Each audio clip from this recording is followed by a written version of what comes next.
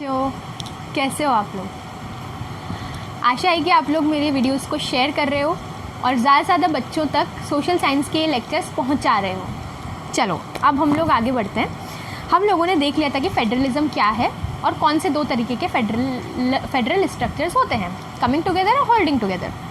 और हमने देखा था कि फेडरलिज्म के फीचर्स क्या होते हैं। चलो अब हम देखते हैं कि what makes India a federal country. अब देखो थोड़ा सा हम लोग पीछे जाते हैं, है ना। कितने साल पीछे जाएंगे, जब हम लोग आज़ाद हुए थे 1947 में, ठीक है। थोड़ा सा हम हिस्ट्री जान लेते हैं, उसके बाद फिर हम लोग देखेंगे कि इंडिया फेडरल कंट्री क्यों है। अब देखो क्या था, 1947 में भारत ने आज़ादी प्राप्त की। तब भारत लगभग 562 प्रिंसली स्टेट्स में बटा हुआ था। Imagine, just imagine. तुम्हारी किताब में एक मैप भी बना हुआ है, तुमको यहाँ साइड में एक मैप दिख रहा होगा। 562 छोटे छोटे princely state. What is princely state? Prince होते हैं ना, जो किसी जगह का राजा जो होता है ना, राजा या राजकुमार, प्रिंस, ठीक है। तो हुआ क्या था कि अंग्रेज़ों के आने के बाद तो अंग्रेज़ों का शासन हो गया था, और अंग्रेज़ों ने क्या किया था कि हमने पढ़ा था ना 8th क्लास में कि एक एक करके जो भी राजा थे, छोटे छोटे नवाब थे, उन सबको अपनी कठपुतली बना लिया था, याद है ना, ठीक है। तो हुआ क्या था कि जो छोटे छोटे एरियाज़ थे, है ना, जैसे मराठा साम्राज्य जो था वो तो बहुत फैला हुआ था, है ना, बहुत बड़े एरिया पे मराठाओं का राज हुआ करता था। लेकिन अंग्रेज़ों के आने के बाद मराठा राज्य जो है वो टूट गया। छोटे छोटे नवाब हो गए, छोटे छोटे एरियाज़ के छोटे छोटे नवाब हो गए, है ना, हमने देखा था। तो वैसे ही पूरे देश में जो देश था वो छोटे छोटे एरियाज़ में बट गया था, और उन्हें प्रिंसली स्टेट्स कहा जाता था। हर एक क्षेत्र का एक छोटा प्रिंस हुआ करता था, ठीक है। और वो किसके अंडर था? सबने किसकी अधीनता स्वीकार कर ली थी? अंग्रेज़ों। इतनी बात तुमको समझ में आ गई। अब देखो क्या होता है। अब भैया तुम हमको आज़ाद, यानी हम तुमसे आज़ाद होने जा रहे हैं, ठीक है, 1947 में। अंग्रेज़ क्या गैर जिम्मेदारी के साथ क्या बोलते हैं, हाँ चलो बाय, तुम आज़ाद हुए, अब हम जाते हैं अपने घर, हम अपने घर जाते हैं, तुम अपना संभालो। ऐसा करेंगे क्या? भाई साहब उनके ऊपर जिम्मेदारी थी, ठीक है, ब्रिटिशर्स के ऊपर, कि हम जो है इंडिपेंडेंस देने से पहले, क्योंकि रूल आखिरकार कौन कर रहा था? गवर्नमेंट किसकी थी उस वक्त? ब्रिटिशर्स की थी ना, ठीक है। तो हम जाने से पहले देश के अंदर, भारत के अंदर ऐसा व्यवस्था करके जाएं, ये ऑब्वियसली उनकी जिम्मेदारी थी कि जो है देश टुकड़े टुकड़े में बट ना जाए। अब ये मैं क्या बोल रही हूँ, टुकड़े टुकड़े में बट ना जाए? क्योंकि 562 प्रिंसली स्टेट्स हैं। जब भारत आज़ाद हो जाएगा, ब्रिटिशर्स यदि चले जाएंगे, ठीक है, उसके बाद यदि इंडिया आज़ाद हो जाएगा, तो जस्ट इमेजिन सारे के सारे प्रिंसली स्टेट्स बोलेंगे चलो हम तो आज़ाद हो गए, ये एरिया का राजा मैं, ये एरिया का राजा मैं। 562 राज्य बन जाते, देश बन जाते, सब अपने आप को आज़ाद घोषित कर देते, हो गए आज़ाद हम ब्रिटिशर्स से। बात समझ में आ रही है? उन्होंने किनको समर्पण दिया हुआ है? ब्रिटिशर्स को समर्पण दिया है। यदि ब्रिटिशर्स ही चले जाएंगे और आज़ाद कर देंगे, तो वो सारे आज़ाद अपने आप को घोषित कर देंगे और अपने एरिया को एक अलग देश बता देंगे, और देश भारत, अखंड भारत 562 प्रिंसली स्टेट्स में डिवाइड हो जाएगा। Just imagine. तुम सोचोगे ऐसा कैसे हो सकता है? एक एग्जांपल देती हूँ कि जैसे तुम लोग जब असेंबली में इकट्ठा होते हो, है ना, तो क्या होता है कि असेंबली जब ख़त्म होती है, ठीक है, तो क्या होता है, तो असेंबली में तुम सब बढ़िया से खड़े रहते हो, ठीक है। फिर जैसे ही असेंबली ख़त्म होती है तो क्या करते हैं टीचर्स, तुमको चलो लाइन में जाओ अपनी अपनी क्लास में, बराबर। यानी तुम टीचर के अधीन रहते हो, तुम टीचर के कंट्रोल में रहते हो, इसलिए डिसिप्लिन में रहते हो। कि मान लो आप लोग 562 लोग हो, अब आप सबको जो है फ्री छोड़ दिया, ठीक है, असेंबली हो गई, टीचर्स जो है वो है ही नहीं आपको कंट्रोल करने के लिए, तो क्या होगा? आप लोग तो इधर उधर भागोगे, कुछ तो खेलना शुरू कर दोगे, कुछ मारपीट करना शुरू कर दोगे, है ना। तो वो डिसिप्लिन को बांध के रखने के लिए टीचर्स ज़रूरी हैं। वैसे ही 562 स्टेट्स आपस में लड़ मरेंगे कि हाँ, कोई राजा सोचेगा जो बड़ा स्टेट है ना, जो बड़ा प्रिंसली स्टेट होगा, देखो मैप में कौन सा बड़ा है, भोपाल, ट्रावणकोर, हैदराबाद, ये बड़े बड़े थे, राजपूताना देखो नीचे, वहाँ पे है नीचे देखो हैदराबाद, ठीक है। तो ये जो बड़े बड़े स्टेट थे ये सोचेंगे अरे वाह अपने पास तो आर्मी है, अपन आसपास के जो छोटे मोटे स्टेट्स हैं उनको कब्जा करते जाओ। मतलब वही राजा वाली जो पहले सिस्टम था, मतलब जो डेमोक्रेटिक नहीं था सिस्टम, वो भी फिर से शुरू हो जाता है ना, साम्राज्यवाद, जिसको नहीं साम्राज्यवाद नहीं कहना चाहिए, ठीक है। तो वही शुरू हो जाता, कब्जा करो, मारपीट करो, ये जब शुरू हो जाता 562 स्टेट्स आपस में लड़ भिड़ते। इसको रोकना था ऑब्वियसली, ठीक है। और ये जिम्मेदारी थी अंग्रेज़ों की ही जिम्मेदारी थी। हालांकि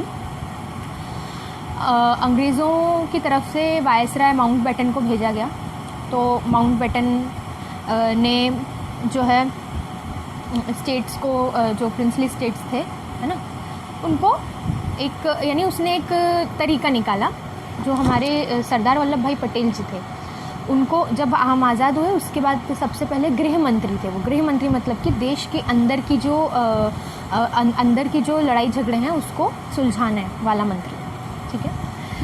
तो देखो एक तरीका अपनाया गया कि हम एक इंस्ट्रूमेंट ऑफ एक्सेशन बनाते हैं, ठीक है, यानी हम सारे स्टेट्स को कैसे बांध के रखें, ठीक है। तो ऐसा किया गया कि एक कागज़ बनाया गया, that was called instrument of accession. और उसमें क्या था, साधारण भाषा में समझो कि भैया आप या तो भारत के साथ मिल जाओ, जितने भी 562 स्टेट्स हैं उनको कहा जा रहा है, आप या तो भारत में मिल जाओ, या तो पाकिस्तान में मिल जाओ, या फिर आप इंडिपेंडेंट हो जाओ, ठीक। अब भाई अब तुम बोलोगे कि अरे ऐसे तो सब लोग इंडिपेंडेंट वाला पे साइन कर देंगे, है ना। अच्छा, और भारत में मिल जाओ, पाकिस्तान में मिल जाओ वाली बात क्यों?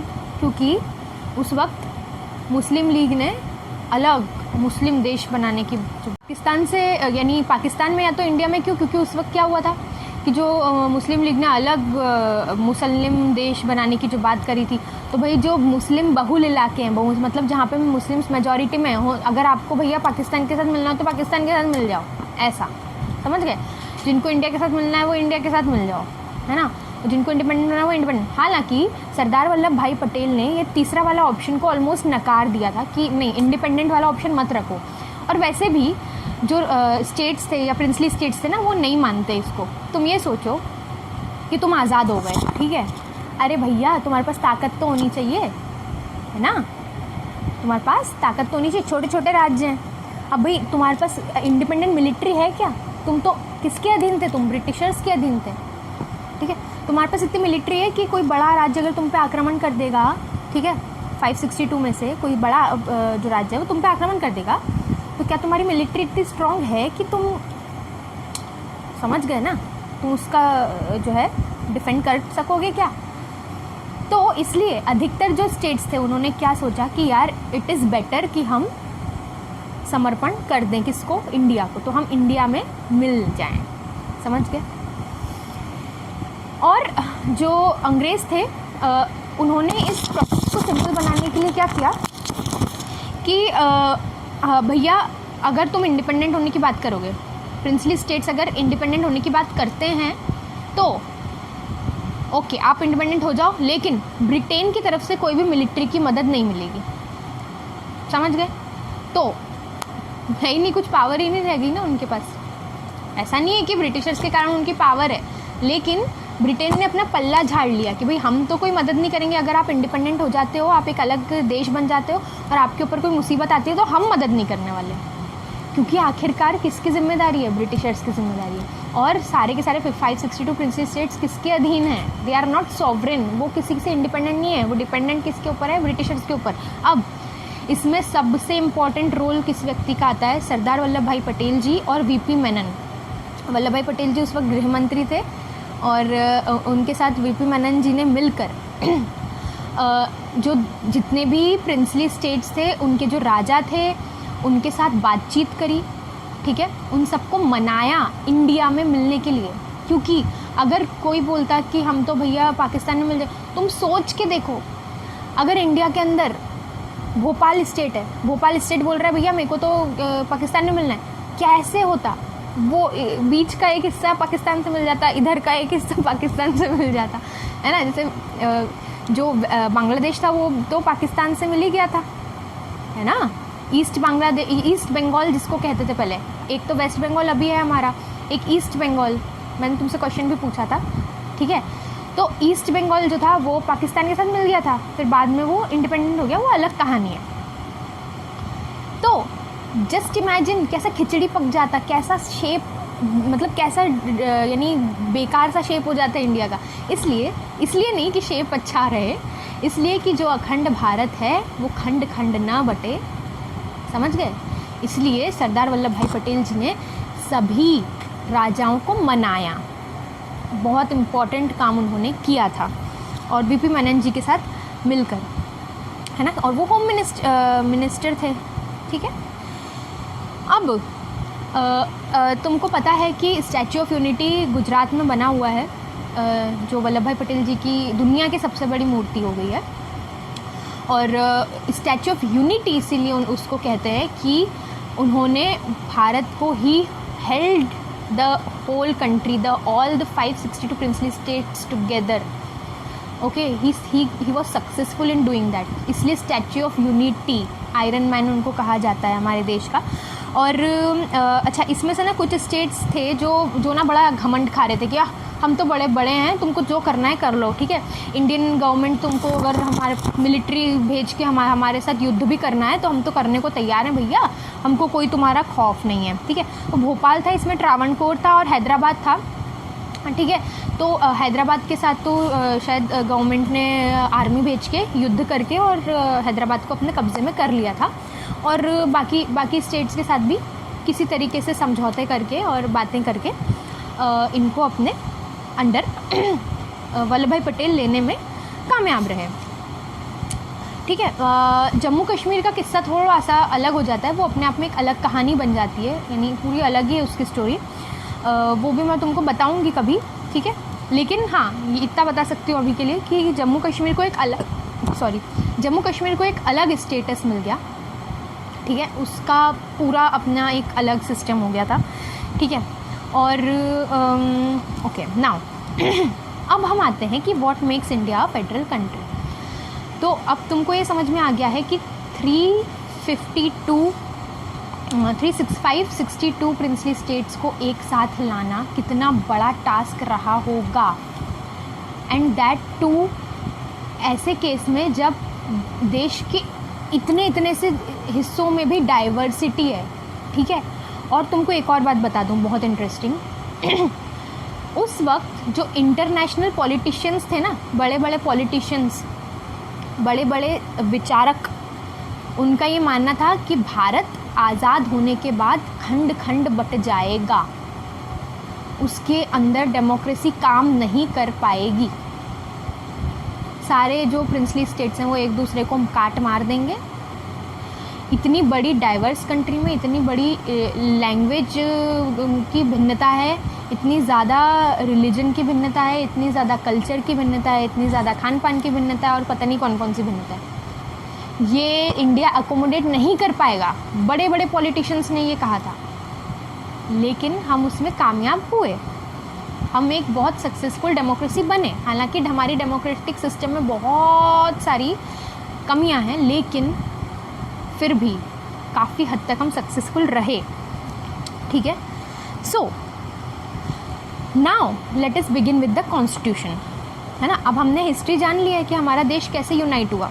अब कॉन्स्टिट्यूशन में ओके नाउ जो सेकेंड पैराग्राफ देखना, जो what makes India a federal country, इसमें देखो क्या लिखा, India had emerged as an independent nation after a painful and bloody partition, ठीक है।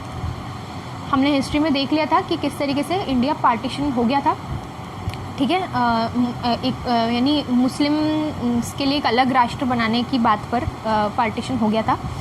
और बहुत जब पार्टीशन हुआ था तो पाकिस्तान में तो हिंदूज़ रहते थे ना, और इंडिया में मुस्लिम्स रहते हैं, तो बहुत बड़ी संख्या में पाकिस्तान से हिंदू जो है वो इस साइड आए, इंडिया की तरफ, और इंडिया से बहुत सारे मुस्लिम्स पाकिस्तान की तरफ गए समझ गए।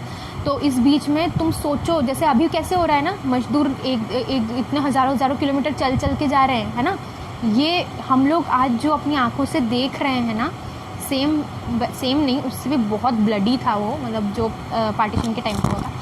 बहुत बड़े लाखों की संख्या में लोग गए पैदल पैदल अपना घर छोड़कर, जस्ट इमेजिन, ठीक है, पार्टीशन के टाइम, ठीक है।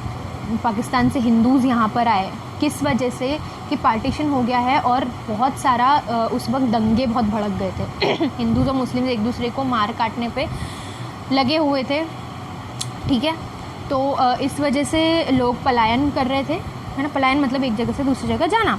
तो बहुत ब्लडी पार्टीशन था, ठीक है।